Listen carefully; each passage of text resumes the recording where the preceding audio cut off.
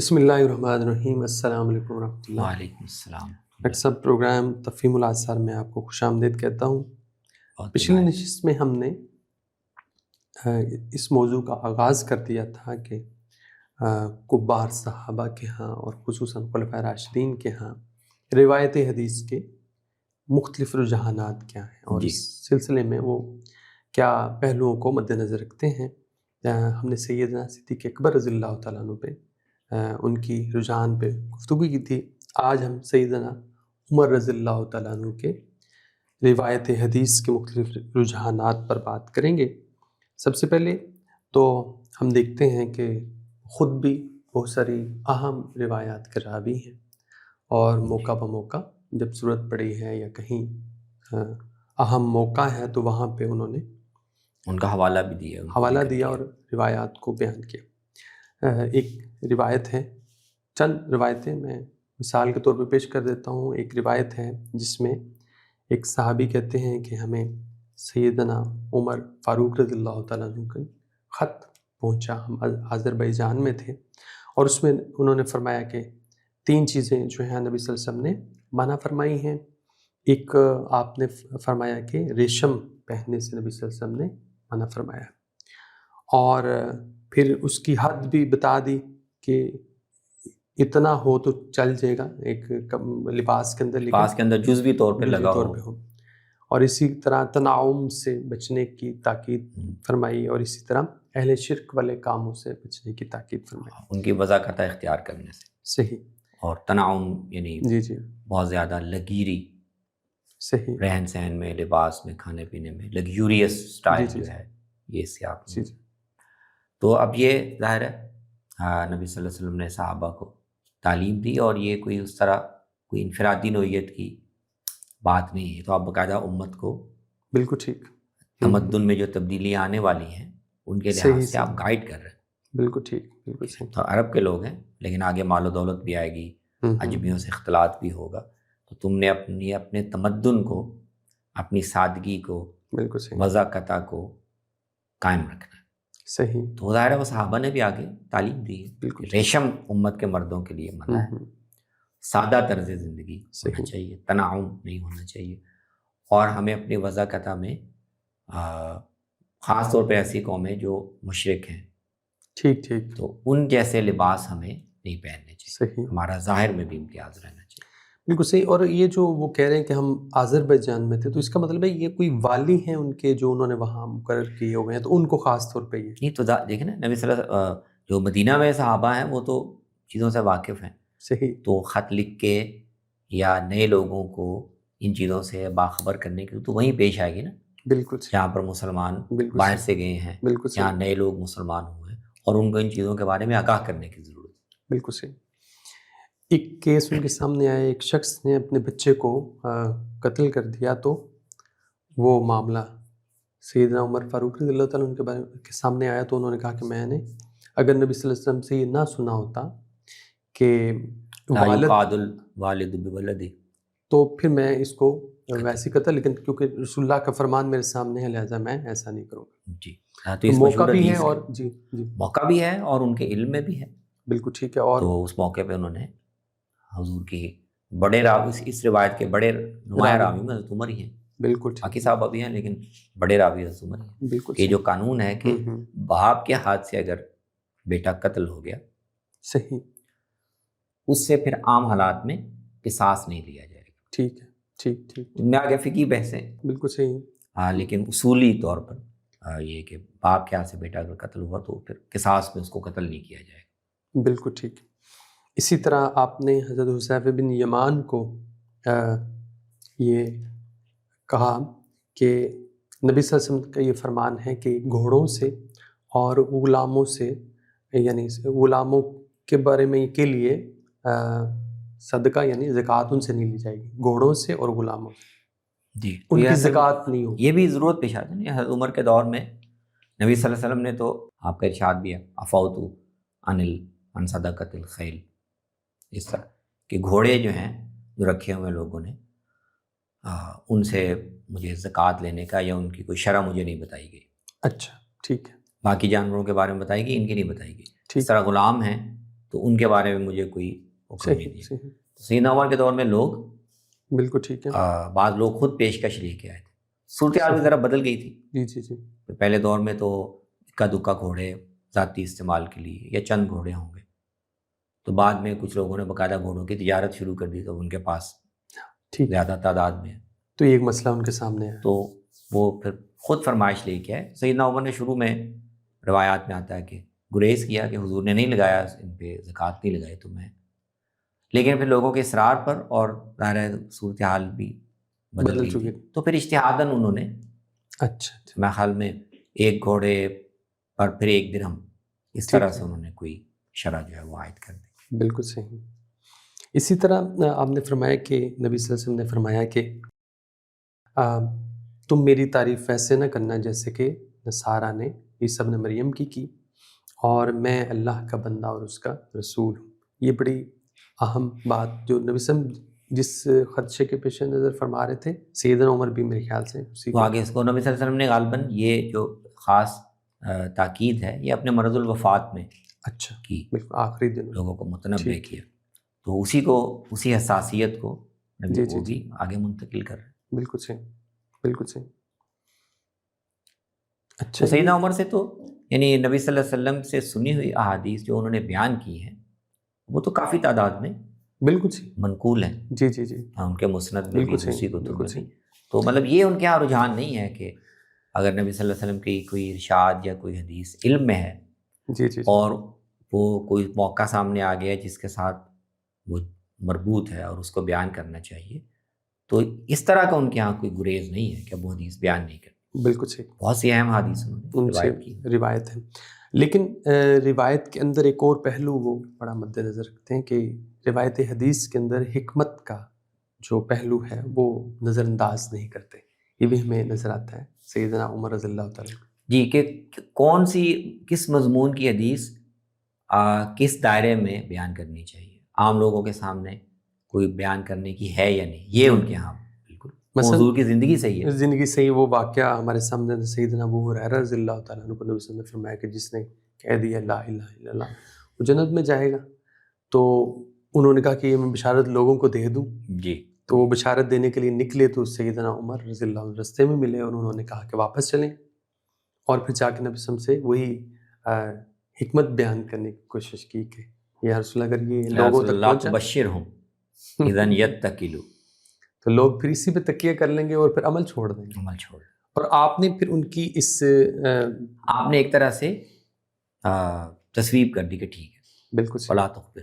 بالکل صحیح.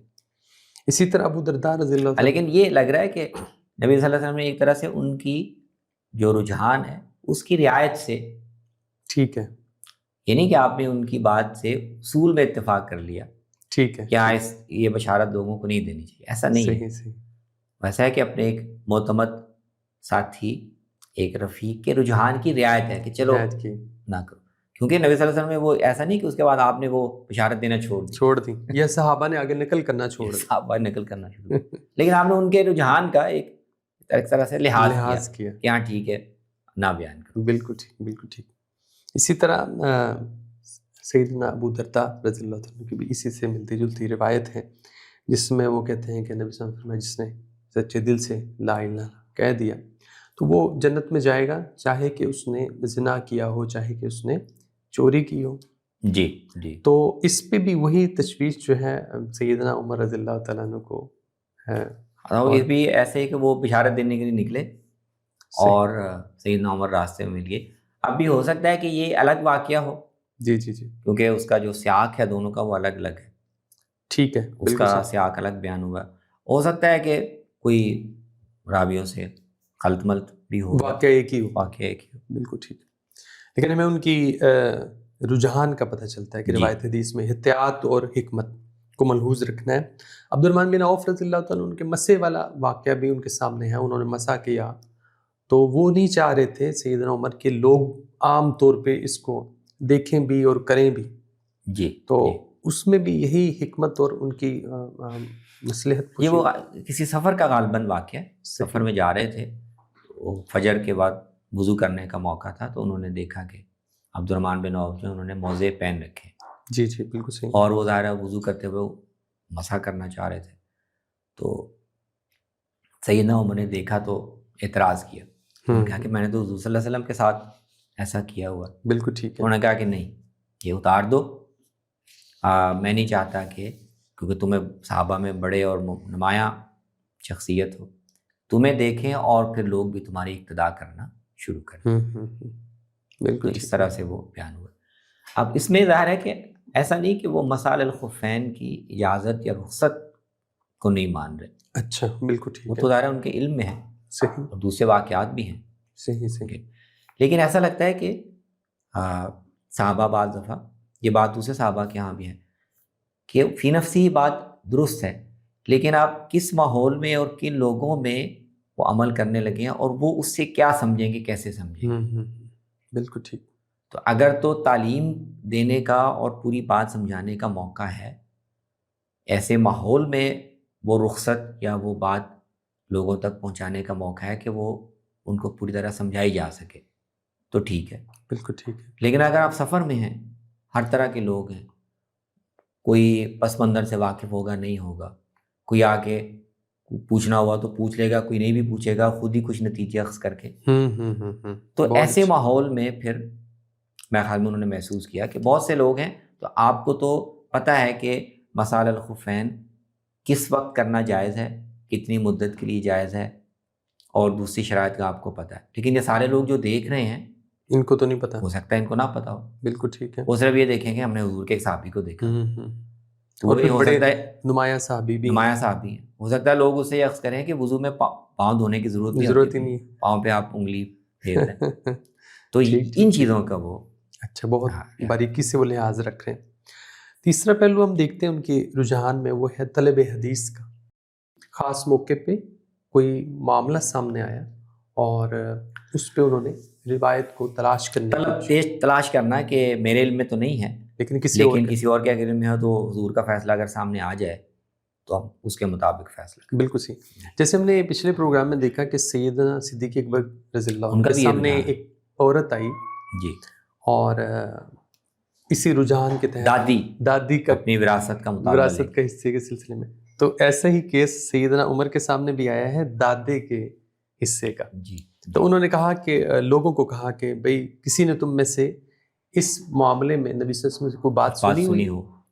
تو ایک آدمی کھڑا ہوا اور اس نے کہا کہ میں نے یہ بات سنی ہوئی ہے، اور آپ صلی اللہ علیہ وسلم نے اس کو چھٹا حصہ دیا تھا، تو آپ نے پھر اس کو جو ہے وہ اس کے مطابق پھر آپ نے چھٹا حصہ دلوا دیا. بالکل صحیح. تو تیسرا یعنی پہلو طلب حدیث کا. اسی طرح ایک عورت جو ہے وہ ایک عورت ان کے پاس آئی، عمر بن خطاب رضی اللہ عنہ کے پاس، جس کا خامد قتل ہو چکا تھا، اور اس کی دیت میں سے اس کی وراثت کا معاملہ تھا کہ اس کو دی جائے گی کہ نہیں. ہاں، وہ فیملی میں شاید تنازع ہو گیا. اچھا. کہ اس کی دیت میں سے بھی اس کو بیوی کو دیا جائے گا کہ نہیں دیا جائے گا. اچھا ٹھیک. ہو جاتا ہے نا کہ جو اس کا اپنا مال تھا چھوڑ کے گیا، وہ تو اس کو ملے گا، لیکن جو دیت مل رہی ہے یا اس میں بھی وہ حقدار ہے کہ نہیں ہے. بالکل ایک نظام پیدا ہو گئی. تو اس میں بھی انہوں نے لوگوں سے یہی سوال پوچھا کہ کسی کے پاس ایسا کوئی علم ہے، نبی وسلم کی کوئی روایت ہو. ہاں، کہ ایسا کوئی واقعہ حضور کے سامنے آیا ہو. تو اس میں پھر ایک صحابی جو ہیں الضحاک بن سفیان نے کہا، کلابی. جی بالکل. انہوں نے کہا کہ میں نے دیکھا ہے کہ نبی صلی اللہ علیہ وسلم نے اس کو وارث اس میں سے بھی، ہاں، وہ کسی کا نام بھی اس میں شاید اس آدمی کا بھی نام بھی ذکر ہوا ہے، اشیم زبابی غالباً اس طرح کا نام آتا ہے کہ وہ قتل ہو گئے تھے اور ان کو دیت ملی، تو آپ نے اس دیت میں بھی بیوی کو حصہ دیا، اس کا حصہ دلوایا. تو یہ ایک روایت ان کے سامنے آ گئی اور انہوں نے اس کے مطابق فیصلہ، تلاش کے مطابق جو کو فیصلہ فرما دیا، اور اسی کے مطابق ان کا رجحان ہمارے سامنے آتا ہے. اسی طرح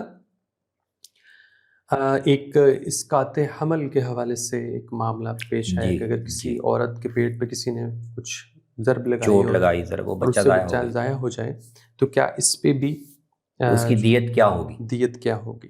تو یہ معاملہ بھی بالکل ان کے سامنے نیا تھا، اور انہوں نے اس معاملے میں بھی صحابہ سے پوچھا کہ کسی نے کوئی روایت. تو پھر اس معاملے میں بھی وہ نبی صلی اللہ علیہ وسلم کے دور میں بھی ایک واقعہ ہوا تھا، اور وہ غالباً اسی واقعے کی وجہ سے وہ پھر رپورٹ بھی ہو گیا. اچھا بالکل 2 ٹھیک. عورتیں لڑی تھیں صحیح صحیح. اور ایک حاملہ تھی، اس نے اچھا چوٹ لگائی، وہ بچہ فوت ہو گیا. تو آپ نے پھر ظاہر ہے وہ بچہ دنیا میں نہیں آیا تھا تو اس کی ٹھیک پوری دیت تو نہیں رکھی. ٹھیک ہے ٹھیک ہے. وہ کہا کہ ایک غلام، چاہے اچھا باندی ہو چاہے غلام ہو، وہ دیت کے طور پر ادا کیا جائے. ادا کیا جائے گا. بالکل ٹھیک. اسی طرح ایک اور مسئلہ سیدنا عمر کے سامنے مجوس سے جزیے کا بھی آیا. ہم نے بہت پہلے جی کسی وہ تو ایک پروگرام بڑا میں ڈسکس بڑا بھی کیا. اہم مسئلہ تھا. جی جی. اہم مسئلہ تھا. تو اس معاملے میں بھی ان کے سامنے کوئی نبی وسلم کا فرمان نہیں تھا، تو انہوں نے سب سے پہلا سٹیپ تو یہی لیا کہ نبی وسلم کا فرمان میرے سامنے آ جائے. وہ انہوں نے باقاعدہ جو صحابہ کی مجلس شورا تھی مہاجرین کی، ٹھیک ہے 5-6 لوگ تھے، ٹھیک ٹھیک. تو ہر نیا معاملہ صحیح. وہ ویسے ہی ڈیلی بیسس پہ ہوتی تھی وہ مجلس، اچھا اس اچھا طرح کے بالکل مسائل ٹھیک میں بھی، بالکل تو صحیح. انہوں نے وہاں رکھ دیا. اتفاق سے ان کے علم میں بھی نہیں تھا. بالکل ٹھیک ہے. عبد الرحمن بن عوف رضی اللہ عنہ اس وقت مدینے میں نہیں تھے. اچھا ٹھیک ہے. وہ پھر کچھ دنوں کے بعد آئے تو انہوں نے پھر بتایا کہ ہاں میرے علم میں ہے کہ اچھا بحرین سے جو مجوسی آئے تھے صحیح اور صحیح. جنہوں نے حضور سے ملاقات کی تھی، تو وہ پھر جب باہر نکلے تو میں نے ان سے پوچھا تھا، معلوم کیا، تو میرے علم میں ہے اچھا کہ نبی بالکل صلی اللہ صحیح علیہ وسلم نے ان سے جزیہ لینے کی بات کی. بالکل صحیح. بہت اچھا. تو شواہد اور بھی ہیں، لیکن اس موقع پر عبد الرحمن بن عوف کی اس روایت کی بنیاد پر حضرت عمر نے فیصلہ کیا کہ مجوس سے جزیہ لیا بالکل جائے. ٹھیک بالکل. تو ان آثار سے ہمیں صاف نظر آ جاتا ہے کہ وہ طلب حدیث کرتے ہیں کسی خاص معاملے میں، اور پوری اہمیت ہے ان کے نظر میں روایت یعنی کسی حدیث کی. معاملے میں اگر رسول اللہ کا کیا ہوا کوئی فیصلہ موجود ہے تو سب سے پہلے وہ پہلی بنیاد، ترجیح اس کو پہلی حاصل. ترجیح اس کو. بالکل. روایت حدیث میں حکمت اور پھر طلب حدیث کے بعد ایک اور رجحان ان کے ہاں سیدنا عمر رضی اللہ تعالیٰ عنہ میں نظر آتا ہے، وہ توثیق ہے روایت کی. جو روایت ان کے سامنے آئی اس کے لیے انہوں نے سورس مانگے، گواہ طلب کیے، اس کی مزید شواہد جمع شاہد کرنے کا اہتمام کہ یہ بات ایسی ہے کہ نہیں. جی. بڑی مشہور روایت ہے، سیدنا ابو موسیٰ اشعری ان کے پاس کسی کام کے سلسلے میں گئے، 2-3 دفعہ دستک دی، جواب نہیں آیا تو واپس چلے گئے. سیدنا عمر نے انہیں واپس بلایا اور کہا کہ آپ واپس کیوں چلے گئے؟ تو انہوں نے کہا کہ رسول اللہ صلی اللہ علیہ وسلم نے فرمایا کہ 3 دفعہ اجازت مانگنے کے بعد لوٹ جائے گا. لوٹ جایا کرو. تو اب یہ شاید ان کے لیے بالکل نئی بات تھی، ان تک یہ بات نہیں پہنچی تھی. جی جی. تو انہوں نے سیدنا ابو موسیٰ الاشعری کو کہا کہ آپ چاہیں کسی کو گواہ لے کریں، بلکہ سخت لفظ کہے کہ ورنہ میں آپ کو درے لگاؤں گا. اب ایسی بات، وہ اصل میں یہ ان کے لیے ایک تو یہ تھوڑا خلاف توقع تھا کہ اتنی بات آپ نے ارشاد فرمائی ہے، روزمرہ زندگی کے آداب سے متعلق ہے اور میرے علم میں نہیں آ سکی. بالکل ٹھیک ہے. تو میرے علم میں نہیں ہے، تو اس میں پھر وہ انہیں توثیق کی زیادہ اہمیت محسوس ہوئی. اچھا اچھا بالکل ٹھیک. میں نے کہا کہ یہ جاؤ اور وہ اور بندہ بھی لاؤ جس نے حضور سے بات سنی ہو، ورنہ اتنی اہم بات صرف تم اکیلے بیان کر رہے. صحیح. تو پھر وہ انصار کے گروہ کے پاس گئے اور انہیں جا کے کہا کہ ڈرے ہوئے کہ اس میں ہم نے بحث کی پچھلی نشستوں میں، اور انہوں نے پھر انصار نے بھی یہ بڑی حیرانی محسوس کی. انہوں نے کہا کہ ہماری محفل میں تو سب سے چھوٹا بچہ جو ہے یہ تو ہمارے بچے کو پتہ ہے اور نبی صلی وہ اللہ علیہ وسلم کی حدیث. تو ابو سعید الخدری غالباً اٹھے اور جی انہوں نے کہا کہ 10-12 تھے وہاں، انہوں نے کہا کہ ہم گواہی ہمارا سب سے چھوٹا بچہ دے گا. ابو سعید خدری کو انہوں نے بھیجا صحیح کہ جاؤ بتا کیا ہو کیا ہے نبی صلی اللہ علیہ وسلم نے نہیں فرمایا. سکھایا. بالکل ٹھیک. دوسرا واقعہ ابی بن کعب رضی اللہ تعالیٰ عنہ کا ہے. اچھا، اس موقع پہ یہ سوال بھی پیدا ہوا نا، فطری بات ہے جی جی کہ کیا ابو موسیٰ اشعری کی بیان کردہ روایت پر یا ان پر حضرت عمر کو اعتماد نہیں؟ جی جی جی بالکل ٹھیک بالکل ٹھیک. یہ آتے ہیں تو وہ پھر جب تحقیق ہو گئی تو حضرت عمر نے پھر واضح کیا. صحیح صحیح. ابو موسیٰ اشعری کو بھی تسلی دی کہ میں آپ کو متہم نہیں ٹھہرا کہ آپ نے کوئی غلط بات بیان کی ہے، نہیں، بالکل صحیح. میں اصل میں چاہ رہا ہوں کہ مجھے لگا کہ اہم بات ہے، تو اور اہم بات جو ہے وہ حضور کی نسبت سے ایسے نہیں ہے کہ کوئی ایک بیان کرے اور وہ پھر مان لی جائے. میں چاہ رہا تھا کہ اس میں پھر ایک اہم بات ہے تو اور بھی شواہد سامنے آ جائیں، بالکل ٹھیک. اور حضور کی طرف بات منسوب کرتے ہوئے ہم تحقیق سے کام. بالکل ٹھیک. اصول بھی سمجھا دیا انہوں نے. بہت اچھا. اور اسی موقع پہ غالباً ابی بن کعب رضی اللہ، وہ بھی انصار میں سے تھے، تو وہ شاید حضرت عمر کے برابر کے ویسے اکابر صحابہ میں تھے. جی جی انہوں نے تھوڑی شکایت بھی کی کہ آپ رسول اللہ کے صحابہ کے لیے ایک طرح سے عذاب بن رہے ہیں صحیح کہ وہ حدیث بھی نہیں بیان کر سکتے. اتنی تو سخت ان کے سامنے بھی انہوں نے واضح کیا کہ میں یہ نہیں کہہ رہا کہ حضور کی نسبت سے بات کیوں بیان کی گئی. میں نے چاہا کہ ایک بات میں نے سنی ہے اور مجھے لگا کہ یہ اہم ہے، اس کے اور شواہد بھی ہونے چاہیے. بالکل ٹھیک. تو میں نے تثبت کے پہلو سے اور احتیاط کے پہلو سے اہتمام کیا ہے. میں بالکل رسول اللہ کے اصحاب پر کوئی تنگی نہیں پیدا کرنا. بالکل ٹھیک. بہت اچھا بہت اچھا. اسی طرح ایک موقع پہ ابی بن کعب رضی اللہ تعالیٰ عنہ نے ہی بیت المقدس کی تعمیر کے حوالے سے کوئی روایت بیان کی. اس پہ بھی سیدنا عمر کا یہی رسپانس ہے، انہوں نے کہا کہ آپ کے پاس کوئی گواہ ہے اور بندہ جس نے حضور سے یہ بات سنی ہو. تو وہ لوگوں میں گئے اور کہا کہ بھئی یہ روایت ہے اور کسی نے سنی ہے تو آؤ میری توثیق کرو. تو غالباً ابو ذر رضی اللہ تعالیٰ عنہ یا کوئی اور صحابی ہیں جنہوں نے کسی اور صحابی مجھے اب ذہن میں نہیں ہے، لیکن وہ روایت میں شاید ذکر ہوگا. جی جی انہوں نے پھر کہا کہ ہاں ہم نے یہ بات، میں نے بھی نبی صلی اللہ علیہ وسلم سے یہ بات سنی ہے. بالکل صحیح. اسی طرح جو ایک روایت ہے بڑی اہم روایت، لا یجتمع دینان فی جزیرۃ العرب. جی تو اس کا بھی جب ان تک پہنچی تو انہوں نے بڑی تحقیق کی سیدنا عمر نے کہ یہ بات بالکل ٹھیک ہے، کیونکہ خیال سے وہ اس پر پریکٹیکلی یہ عمل کرنا چاہ رہے تھے. ہاں اصل میں اب یہ ابن شہاب زہری کا بیان ہے، امام مالک نے نقل کیا. اصل میں نبی صلی اللہ علیہ وسلم تو اپنی زندگی میں جزیرہ عرب کے اندر کچھ گروہوں کو تو مدینہ سے نکال دیا گیا تھا، بالکل ٹھیک ہے. لیکن خیبر کے یہودی اور نجران میں نصارہ، بالکل ٹھیک ہے، یہ جزیرہ عرب کی حدود کے اندر مقیم تھے، موجود تھے. ٹھیک ہے. موجود تھے. تو نبی صلی اللہ علیہ وسلم کو مرض الوفات کی جو روایات ہیں ان میں ذکر آتا ہے. ٹھیک ہے.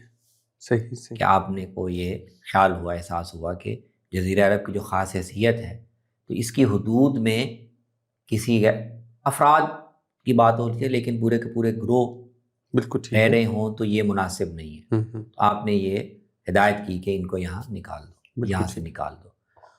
تو وہ ظاہر اس موقع پہ شاید حضرت عمر نے نہیں سنی، لیکن ان کے اپنے دور میں حجاز کے یہودیوں کے بارے میں تو ان کی نوعیت مختلف تھی. ٹھیک ہے. کیونکہ وہ تو ان کو وہاں ٹھہرنے کی اجازت تھی، مشروط دی گئی تھی. ٹھیک ہے. ان کے ساتھ کوئی معاہدہ یہ تھا کہ اصولاً تو تم یہاں سے جلا وطنی کے حقدار ہو گئے ہو، لیکن ہم تمہیں جب تک چاہیں نقررکم ماشاء اللہ، ٹھیک ٹھیک ہم تمہیں یہاں رکھیں گے، جب ہمیں محسوس ہوگا کہ یہاں نہیں رکھنا تو ہم تمہیں نکال دیں. بالکل. یہ خیبر کے وقت. ٹھیک ہے. لیکن جو نجران کے نصارہ ہیں ان کے ساتھ بظاہر یہ مشروط معاہدہ نہیں تھا. ٹھیک ہے. بالکل صحیح. لیکن مسائل کچھ ایسے پیدا ہو رہے تھے کہ سیدنا عمر کو بھی یہ محسوس ہوا کہ یہ ایک گروہ مستقلاً جزیرہ عرب کی اور اس کے حدود میں ہے تو مسائل پیدا ہو سکتے ہیں. میرے خیال میں اس پس منظر میں پھر انہوں نے یہ مسئلہ سامنے رکھا. پھر ان کے سامنے یہ روایت ہے کہ نبی صلی اللہ علیہ وسلم نے تو یہ کہا ہوا. تو وہ پھر انہوں نے اس کے بارے میں ابن شہاب کہہ رہے ہیں کہ حضرت عمر نے پھر اس کی پوری تحقیق کی، تلاش کیا، اور جب تک ان کو پورا یقین نہیں ہو گیا کہ ہاں حضور نے یہ ہدایت فرمائی ہے تو کوئی اقدام نہیں کیا. اور اقدام کے لیے بھی پھر اصل میں انہوں نے ایک موقع کا انتظار کیا جب اس کا ایک جواز پیدا ہو جائے. ٹھیک ٹھیک ٹھیک. وہ خود بھی نہیں کیا.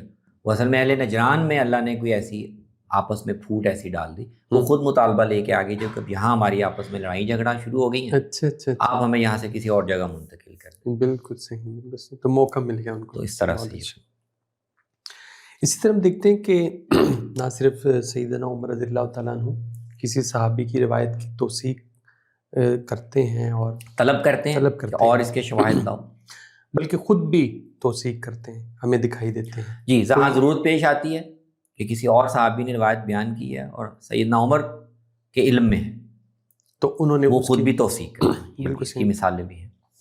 یہ جو حضرت معاویہ اور عبادہ بن صامت کا جو واقعہ ہے رب الفضل کا، اس پہ ذرا روشنی ڈال دیجیے گا کہ وہ کیا معاملہ تھا جس کی بعد میں توثیق بھی سیدنا عمر نے بھی کی. رب الفضل کے بارے میں تو احادیث بہت ہیں. نبی صلی اللہ علیہ وسلم نے بعض اجناس جن کا مدینہ میں تبادلہ ہوتا تھا، لین دین، ایک قسم کی مطلب گندم، جو، کھجور، سونا، چاندی، ایک قسم کی کھجور، دوسری قسم، ان کا آپس میں تبادلہ ہوتا تھا. اور وہ قیمت کے لحاظ سے کمی بیشی کے ساتھ ہوتا تھا، یا مقدار، قیمت تو مختلف ہوتی تھی لیکن وہ ظاہر اس کے لحاظ سے مقدار میں بھی صحیح، کمی بیشی ہوتی تھی. تو 1 من کھجور اس قسم کی اور دوسری قسم کی کھجور ہے تو وہ 2 من برابر ہے. یہ ہے مدینے میں. تو نبی صلی اللہ علیہ وسلم نے اس کو بعض پہلوؤں سے خلاف مصلحت سمجھتے ہوئے یا سد ذریعہ کے طور پر کہا کہ نہیں، اس طرح براہ راست تبادلہ نہ کیا کرو. اچھا، ٹھیک ٹھیک، صحیح. جس میں کمی بیشی کرنی پڑے. تبادلہ کرنا ہو تو اگر تو دونوں طرف سے برابر مقدار رکھ کے تبادلہ کر سکتے ہو اور یہ تمہیں اس سے نقصان نہیں ہوتا تو پھر برابر رکھ کے کرو. بالکل ٹھیک. ورنہ یہ ہے کہ براہ راست نہ کرو. ٹھیک. اپنی کھجور بیچو بازار میں، پیسے لو اور پھر اس سے اس قیمت میں جو بھی کھجور جتنی بھی آتی ہے وہ لے لو. تو یہ آپ نے ایک یعنی سد ذریعہ کے طور پر یہ بعض اجناس کے بارے میں. اور یہ بہت سے صحابہ کے علم میں یہ ممانعت نہیں تھی. اچھا، ٹھیک ٹھیک ٹھیک ٹھیک. اس لیے صحابہ میں اس میں اختلاف بھی رہا، صحیح. تابعین تک بھی رہا. تو ان میں سیدنا معاویہ بھی تھے، ان کے علم میں یہ ممانعت نہیں تھی. تو عبادہ بن ثابت نے، اچھا، یہ روایت مدینے کے انصاری صحابی تھے، وہ شام میں منتقل ہو گئے تو انہوں نے وہاں پر یہ حدیثیں لوگوں کو وہاں بھی منع کیا. اچھا، ٹھیک ٹھیک. حضرت معاویہ نے کہا کہ بھی یہ کون سی ممانعت ہے، ہم بھی مدینے میں رہے ہیں، ہم پتہ ہے حضور سے حدیثیں سنی، ہم نے نہیں سنی. تو انہوں نے منع کیا کہ آپ یہ حدیث بیان نہ کریں. ٹھیک ہے، ٹھیک ہے. تو عبادہ بن صامت کہنے کہ کیسے بیان نہ کروں، میں نے حضور سے سنی ہوئی. انہوں نے، یہ حضرت عمر کا دور تھا، انہوں نے پھر حضرت عمر کو شکایت لکھ کے بھیجی، حضور سے میں نے یہ بات سنی ہوئی ہے اور معاویہ مجھے اس کو بیان کرنے سے منع کر رہے ہیں. ٹھیک ہے. تو حضرت عمر نے پھر ان کی توثیق کی، یہاں یہ حضور نے بات فرمائی ہے اور ان کو یہ بات بیان کرنے دو. اسی طرح عبداللہ بن عمر اور سعد بن ابی وقاص کے درمیان جو خفین پہ مسح کے حوالے سے معاملہ، ہاں وہ بھی سفر میں تھے کہیں، تو عبداللہ بن عمر کے علم میں بھی اچھا مسح کا یہ معاملہ نہیں تھا. ٹھیک ہے، ٹھیک ہے. اس کی وجہ ایسا لگ رہا ہے کہ شاید نبی صلی اللہ علیہ وسلم مدینہ میں رہتے ہوئے اس رخصت پہ کم عمل کرتے تھے. اچھا، بالکل. روایتیں وہ بھی ہیں صحیح، لیکن وہ کم ہیں. ٹھیک ٹھیک. اس لیے مدینہ میں شاید اتنا رواج نہیں تھا. امام مالک کے بارے میں مجھے یاد پڑتا ہے کہ ان کا بھی خیال یہ تھا کہ حضر میں اس رخصت پر عمل کرنے کی جو روایتیں ہیں اچھا وہ مدینہ کے عمل کے خلاف ہیں یا قرآن کے ظاہر سے. تو وہ بعض روایت کے مطابق انہیں تردد تھا کہ حضر میں یہ، تو ایسا لگتا ہے کہ نبی صلی اللہ علیہ وسلم نے عام طور پر سفر میں ہی ٹھیک ٹھیک ٹھیک بالکل صحیح عمل کیا. اور جو لوگ سفر میں تھے وہی، جو لوگ جس سفر میں جنہوں نے دیکھا ان کے تو علم میں تھا، حضرت علی کے تو علم میں تھا. بالکل ٹھیک. وہ سفروں میں زیادہ ساتھ رہتے تھے. تو حضرت عائشہ سے پوچھا بھی گیا، ریفر بھی کیا، انہوں نے کہا کہ سفروں میں حضرت علی ساتھ ہوتے تھے زیادہ، تو ان سے جا کے پوچھو. بالکل صحیح. ایسا لگتا ہے کہ عبداللہ بن عمر کے علم میں نہیں تھا. تو انہوں نے کسی سفر میں سعد بن ابی وقاص رضی اللہ عنہ کو دیکھا کہ وہ مسح الخفین کا، انہوں نے پوچھا، انہوں نے کہا کہ میں نے حضور صلی اللہ علیہ وسلم کو کرتے ہوئے دیکھا. عبداللہ بن عمر نے پھر واپس آ کر اس کی یہ بات حضرت عمر کو رپورٹ کی. بالکل ٹھیک. ان سے ایک طرح کی توثیق چاہیے، ان کے علم میں لائے کہ حضرت عمر چونکہ بہت محتاط ہیں تو ان کے علم میں آئے کہ یہ بات سعد بن ابی وقاص روایت کر رہے ہیں، تو اگر کسی تحقیق کی یا ان کو منع کرنے کی ضرورت ہے تو وہ کر. تو سیدنا عمر نے ان سے کہا کہ سعد بیان کر رہے ہیں تو سعد کوئی معمولی آدمی نہیں. بالکل صحیح، بالکل صحیح. پھر کسی اور سے پوچھنے کی ضرورت نہیں. ایک طرح سے توثیق ہی، جی توثیق خود بھی کر دی انہوں نے. بڑی خوبصورت اور عمدہ گفتگو ہے. آج بھی حضرت عمر کی روایت حدیث کے رجحانات، چند ایک رجحانات ہم نے دیکھے. ابھی یہ موضوع جاری ہے. سیدنا عمر ہی کے حوالے سے کچھ اور پہلو آئندہ نشست میں روایت حدیث کے کچھ اور پہلو ڈسکس کریں گے. آپ کی آمد کا بہت شکریہ. السلام علیکم. وعلیکم السلام.